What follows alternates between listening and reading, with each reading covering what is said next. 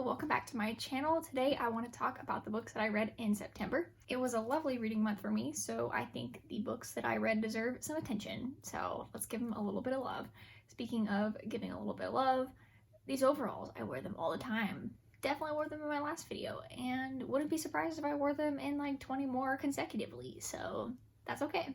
The first book I read this month was Hidden Huntress by Danielle L. Jensen, which is the second book in the Malediction trilogy, otherwise known as the sequel to Stolen Songbird. It follows a young girl named Cecile who basically gets kidnapped by trolls and taken under a mountain and gets told that she is the answer to their prophecy and is going to be the key to releasing them back into the human world, which has a whole bunch of questions that come along with it, obviously, and they want to marry her to their troll prince, which is part of the prophecy and how they get unleashed. So there's a bit of an enemies to lovers action going on there. I adored the first book. I thought it was so charming, and I really love Cecile, the protagonist. And the second book did not disappoint. I gave it 4 stars. The plot was super steady, super entertaining. The only thing that I have to knock it a little bit for is that I guessed the big plot twist in the end at the end of the first book. So I think I've heard that some people were shocked by it, but for me it was just very obvious. But it didn't detract from my experience that much. In my opinion, I still really enjoyed the book, even though I knew exactly what was going to happen. I think this second book also built a lot on the moral, ethical issues that each character was facing.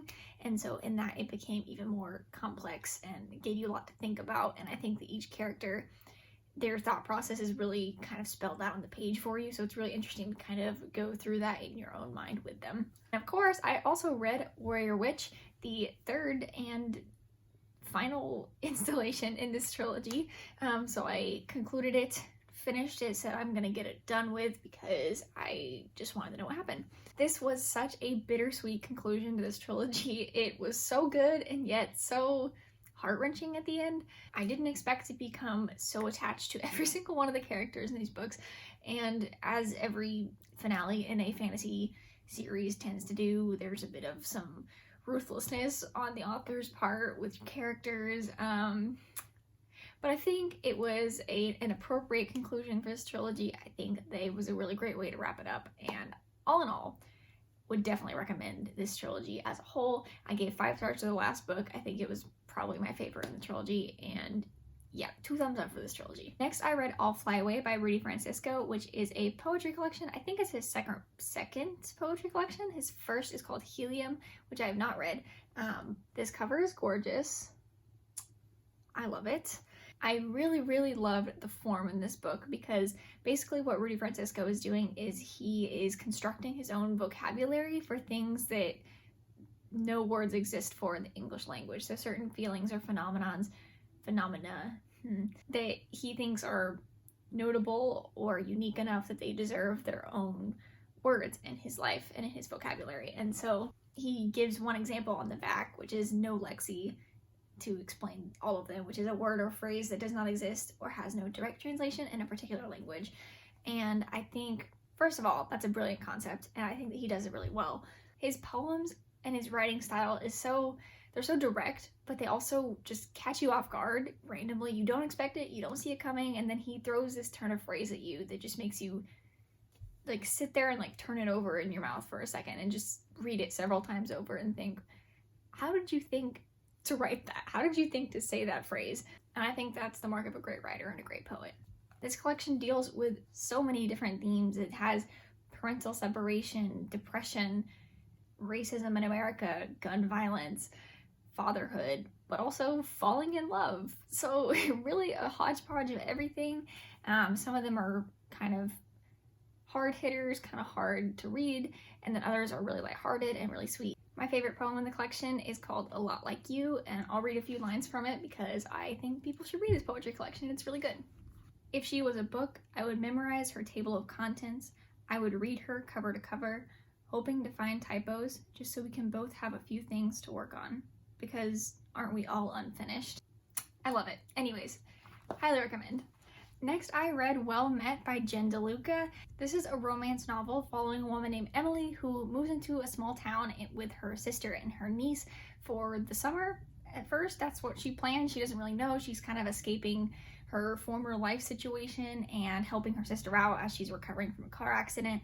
And basically, she gets roped into volunteering for a Renaissance fair, and she has a bit of a beef with the volunteer coordinator there just because of a bad first impression, I guess. And so there is an enemies to lovers romance. However, I will say, as far as enemies to lovers romances go, it's a mellow one because it fizzles out pretty quickly, and as soon as it fizzles out, it becomes so wholesome. And that might not be for everybody, but I personally loved it. I think it had such wholesome vibes. I adored it. Because it's set in a Renaissance fair, first of all, the setting is so charming, so amazing, but also it kind of has an interplay of a bunch of different tropes, and because of that, it's awesome. Fake dating at the Renaissance fair, enemies to lovers, and role-playing because Simon is a pirate at the Renaissance fair and Emily is a wench, so it's a great combination. Also, Emily is a member of the Itty Bitty Titty Committee and expresses her insecurity in an intimate scene, and I think for me that was really important representation to see because I've definitely dealt with that insecurity as well, and so seeing that on the page in a romance novel was kind of special. I love seeing insecurity shown on the page. I think it's important to address this with any type of insecurity.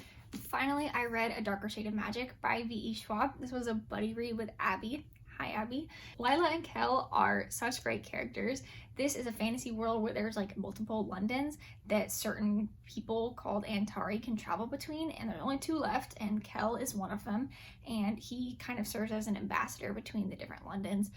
And trouble breaks out because of this black stone, this mysterious black stone, and he encounters Lila, who is a thief who wants to be a pirate. She's great. She's a cutthroat. Love it. The sensory descriptions in this book are so good, and that's what really differentiated the different Londons for me, because there's scent descriptions, like one smells flowery and the other smells like metal, and then there's also like really good color descriptions because of course there's red London, white London, gray London, and it shows in the descriptions. So that was fantastic. My only complaint is that the black stone kind of feels like a reincarnation of the Ring of Power, and I expected other people to have talked about this in their reviews before, but I didn't see it coming in the book, and so I guess the people that I follow on YouTube and different platforms just didn't talk about it, but then I went on the Goodreads reviews and other people had mentioned it, so that was interesting. But you know, everything is derivative in some way almost, so it didn't really bother me that much, and I still all around enjoyed the plot, and the world is fascinating, so I'll take a little Ring of Power duplicate. I'm okay with that. I'm very excited to read the next 2 books in this trilogy and get to know the characters more, definitely. Those are all the books that I read this month. I hope to read some more awesome ones in October. Let me know if you read anything good in September. I'd love to talk about it. And yeah, see you in the next video. Bye.